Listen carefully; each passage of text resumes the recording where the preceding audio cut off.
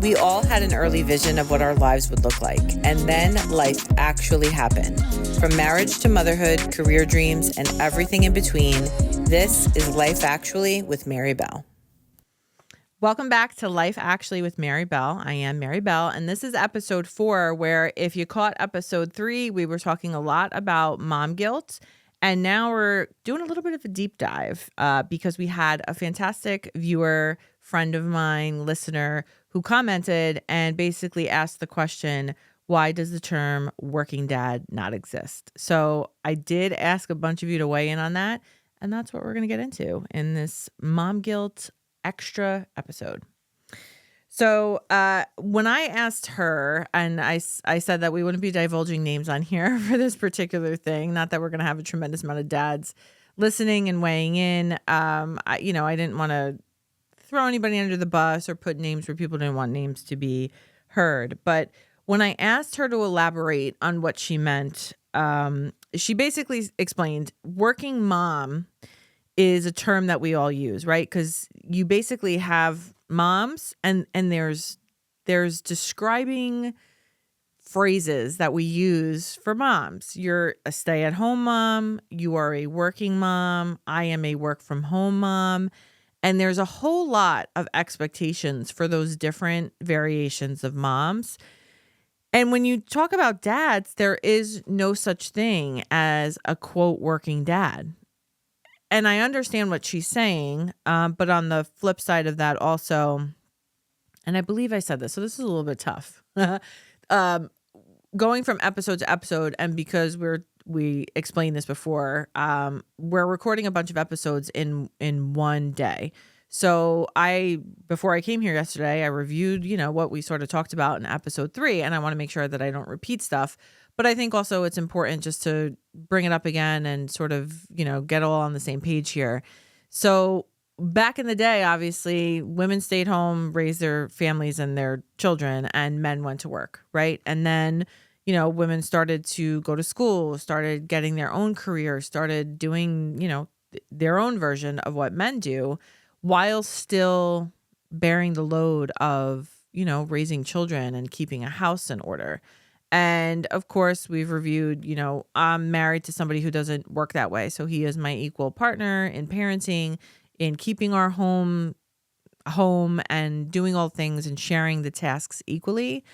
Not everybody is fortunate enough to have that. So I think this will resonate with a lot of people because a lot of people do feel like, hey, I am a working parent and I do have a job outside of the home, but then I also am expected to take care of everything else, from getting kids ready to go to school, putting the kids on the bus, having dinner ready, as though it is 1950 and as though they are just staying home all day, but they're not. They have work that they have to do too.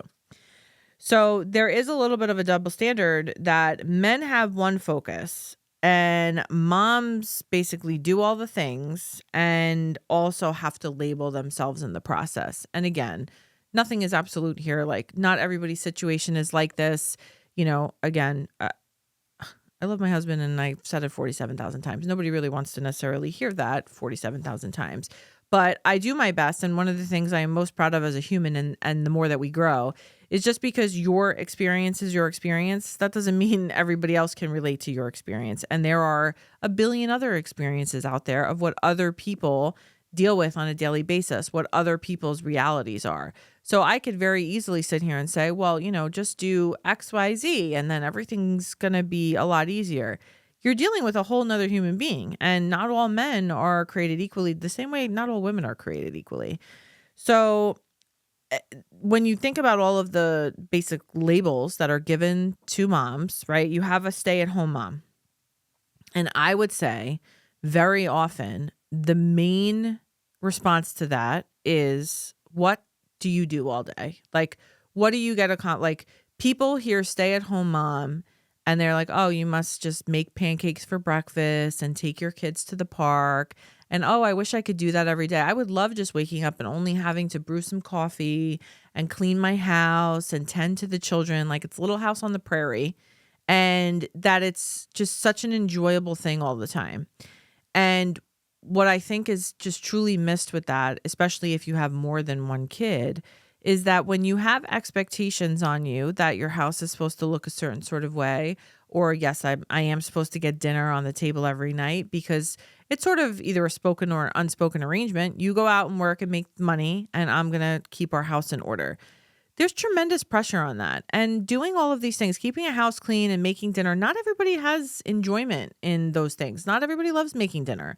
Not everybody loves going grocery shopping. Not everybody, most people don't love cleaning. So you're trying to find the joy in raising your children, and you do get the great benefit of like, you don't miss anything. You get to bring these kids to school. You get to see them, at their little concerts and recitals. You don't have to worry about taking off a day of work. You don't have to worry about, my daughter is graduating preschool at 9 o'clock on a Thursday, and I hope I get the day, approved that I could take off. It's not even a thought process. So with anything, you have the pros that you have this super flexibility to schedule doctor's appointments, to make it to your kids' activities without this horrible guilt that you're missing things.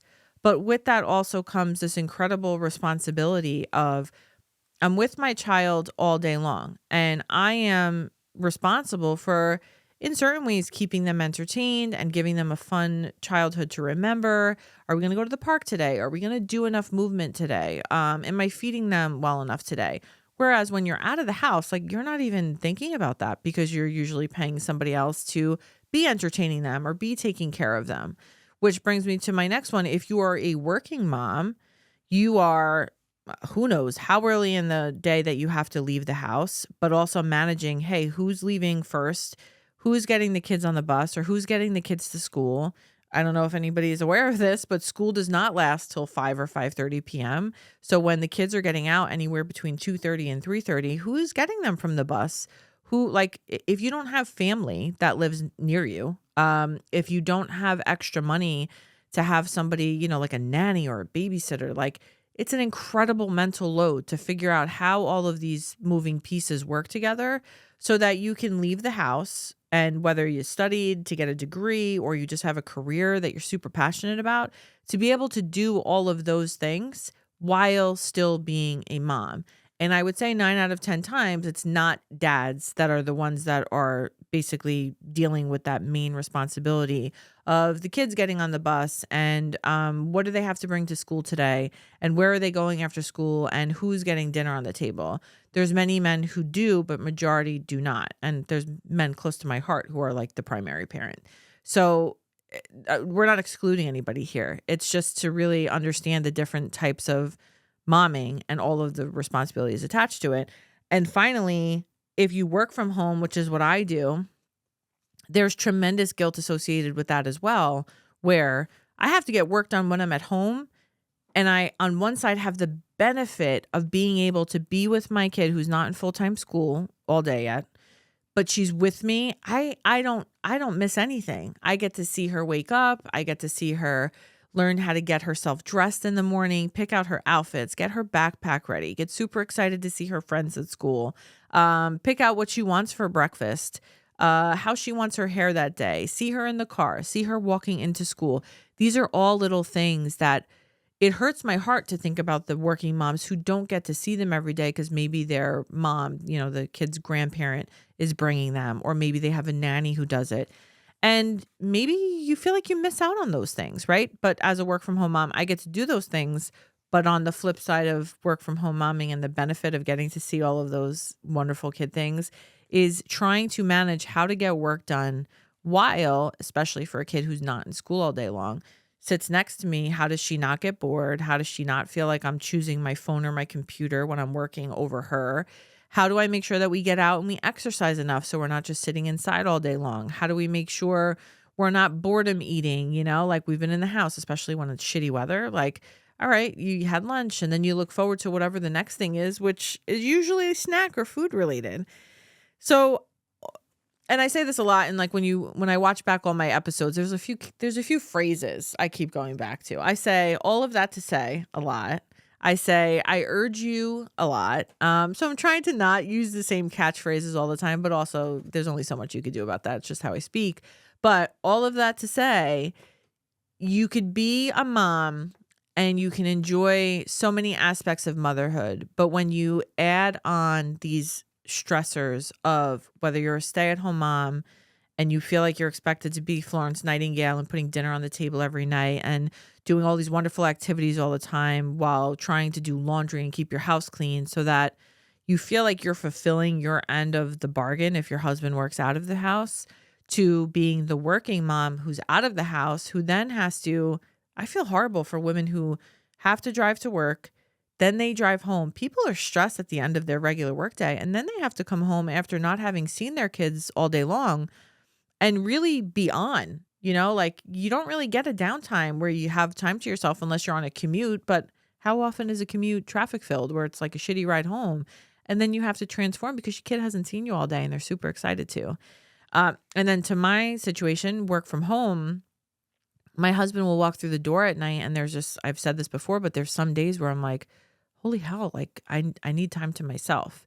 So when you look at all of the different ways that you could sort of break up motherhood and what guilt you have on your plate and what feelings are associated with that guilt and those expectations, a lot of people basically said, like, how do I get over the guilt that is attached to whatever your circumstances, stay at home, working, or work from home? And we did, and I'll just repeat this because we had asked, can you relate to this? Like, why is working dad not a term? Which when I first heard it, it's sort of to me, and I said this before, it's like shots fired. Like my husband, not mine, but in general, the person who said it, my husband can just go to work. He focuses on work. That's his thing. And when he can be a dad and when he's an active dad, fine. And nobody will judge him for that. Whereas for me, not me, but the person who submitted the suggestion of a topic, for her, it's like, all right, well, I'm a working mom, but I still have to get the backpacks ready, the lunches, the snacks, who's getting the kids on the bus. Like you have this whole extra set of expectations while also still holding a full-time job. And it's just a lot to manage. And 20% of people, which I did this on my last one, said, their husband is the GOAT and they couldn't quite relate to that. But then the rest of the 80% were broken in half, 40% saying even Steven, like they both do even amounts of work to take care of their children, and also on the financial working aspect where they both basically managed expectations as far as who was doing what and, how both people feel better about getting their stuff done. And then the other half were basically like, listen, no, work-life balance and parenting responsibilities here are skewed, which means 40% of listeners felt like everything falls on them, which is really an incredible number. Not that we have so many viewers yet. We'll get there one day. But a lot of 40% of, married people who are parents feel like they shoulder most of that burden of, yeah, I work full time, but I also have to do everything as the primary parent. And that's hard. So I guess my suggestion for how best to work through that, and I'll say this a lot, regardless of the topic, is communication between you and your partner. Communication, when you really learn how to do it honestly and truly and effectively, can solve and will solve almost every conflict or issue or discomfort you have with anybody. Husband, family member, parent, sibling, friend, coworker, your own children. Learning how to communicate properly, which means saying your piece so that somebody is brought in to understand how you feel about something, and then giving them the floor so that they could share what their experience and feelings are, and listening to understand what they're saying, as opposed to, all right, I'm listening, but I'm preparing my points to basically go back and forth with you. Like, no, you're saying that, but no, this is how I feel about it. 'Cause there's three sides to every story. Sometimes there's even more than three sides to every story. So your experience is different than your husband's experience. And what I'm super passionate about is, and I've said this before, women don't necessarily have things harder, but if and when you feel like you do, your husband's not a mind reader.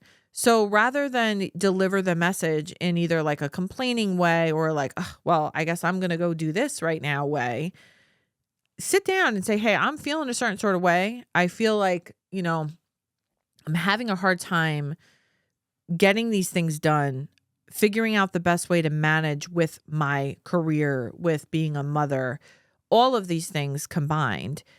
And I feel like we need to basically reassess like our roles as parents and both working parents, because it's going to make me feel better and then I'll feel a whole lot less resentful because I just don't think things are even right now.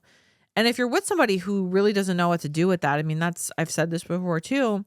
Yeah, that's a whole, it's not even a whole nother podcast episode. That is probably a whole therapy session, because it's either somebody who doesn't know how to communicate or doesn't even want to. And that's a problem in and of itself.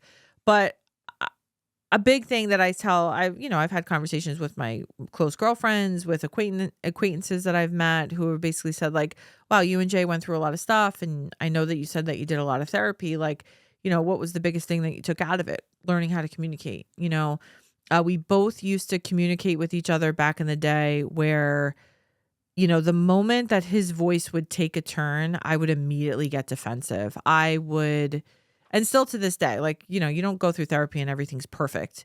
You go through therapy and then you learn how to basically witness when the behaviors are starting again and understand that they're starting again. And before it can turn into like a big shit show, like you fix it as it's happening. We're really good at that now. Doesn't mean that when we start to sort of have a conflict or we're trying to resolve it, that different even tones of our voice don't set the other person off, because it does happen still frequently.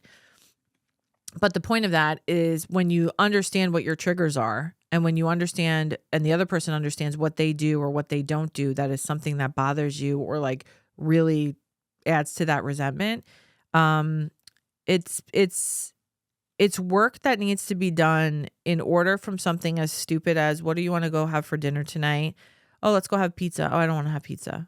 Okay, well, what would you like? I don't know, but I don't want pizza. All right, let's go get Mexican. Ugh, I don't want Mexican. Okay, well, do you want to tell me what you want then? Because I'm adding things like options and you're shooting everything down. As opposed to if you start that, like, hey, what do you want to have for dinner tonight? I don't really know, but give me like your top 3 choices and then I'll pick from that. Like, that's communicating. You both have a say in it, but like he helps narrow things down. So you're not like, I don't want to go do that. I don't want to go do that.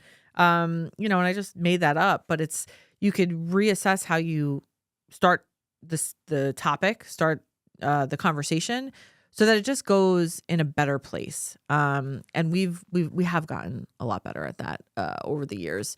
But as far as this is concerned, listening to and understanding one another, what's on each of your plates, and how you can best support each other so that no one feels like they're shouldering the load on their own. That is the way that you sort of eliminate that, feeling like, why is there no term working dad? Why does it all fall on the mother? And my biggest, advice or thought on that is that for something to not fall on the mother, you have to be with somebody who understands and respects that you're in it together. You're 2 partners on the same team. You both have the same end goal. And how best are you going to get to that end goal? You need to talk. You need to understand each other. You need to have the same, desired outcome. And that takes somebody who A, wants to do the work, but B, is willing to put in the work with you in order to get there. And I know that from experience. It's pretty hard if you're with somebody who's really just has no interest in doing it. And some of these podcast topics are hard especially because we'll eventually get guests here. I don't have a guest here right now, so it's hard to sort of just spew my experiences and what my advice is, because my experience is different than what a lot of your experiences are out there. But I hope that even just hearing one thing, like, all right, I do know I need to communicate with my husband, but use that, what do you want to go for dinner? Where do you want to go for dinner example, just as a way to, hey, I think we could start talking to each other a little nicer. I think I could be more open and easy to understand, because I think a lot of times women and men, depending on the person, they just shut down when things get difficult. Like, hey, do you need any help with the baby? No, I got it. I'm fine. Like, whereas the woman is probably like, I don't want him to ask. I just want him to do. So tell him that, like give him the opportunity to be the person that you need him to be, and vice versa. If your wife is being a pain in the ass and you happen to be a man that's listening and you feel like she's nagging, I would urge you to figure out why she's nagging. There's probably an underlying reason as to why. But give a shit about finding out that reason, and then figure out how to fix it so that you just learn how to communicate better together. It's communication. And I could say that 47,000 times, but I do agree that moms have a lot on their plates, but like I've said previously to dads and husbands and men, they have a lot that are on their plates too. And the only way that you figure out how best to support each other and how best to be each other's like number one teammate is communicating. And that's not communicating in front of your kid. That's the communicating when you both get in bed before you're super duper tired and you just really have that good conversation with each other. Remember why you fell in love with each other. Remember why you're with each other, what your end goal is. And remember too, all the years that we have left in our relationships, like you want to make the best out of them as you possibly can. And the moment that we fixed our communication is the moment our relationship got better. So I hope that helps you guys, and I hope it'll help you in the future. And thank you to, not sharing her name, but thank you for submitting that, because I think it was something that needed a little bit more of the deep dive from the last episode. So I think we're doing better on time. I'm not even gonna ask Claudio how long that was, because I feel like it's right in the sweet spot. And I also said to myself, I don't want to go, okay, next episode is going to be this. I'm going to leave this one as a surprise because I'm really excited about it. It's going to be a lighthearted, fun episode for next week. So stay tuned for that. Thank you for tuning in. A lot of you have shared clips that I've posted on Instagram to your story. You've suggested people to like and follow and subscribe, and that means a tremendous amount, because I just love being as genuine and authentic as possible. So thank you to all of you. Thank you for people who took the time out to send me messages. That's actually going to be another episode coming up soon. I had people like, you're so confident. And sometimes I feel like I am. And other times I'm just winging it, and I feel like you'd find that a lot of people do that same thing. But big, huge thanks to everyone. And thank you, as always, to Claudio, Kai Visions. We got a few more episodes to record today, but I'm loving the studio. I love working with him. And all of you have been so super complimentary about what the set looks like. And as I keep saying over and over, very profesh. So thank you guys. Stay tuned, and I will see you next week. Thanks so much for tuning in. Like, subscribe, share, follow the full journey on social media at the handle mary.belle.books. And if you have need for audio-visual content creation and recording services, Kai Visions is located in Stamford, Connecticut, and can also be found on Instagram at CAYI Visions.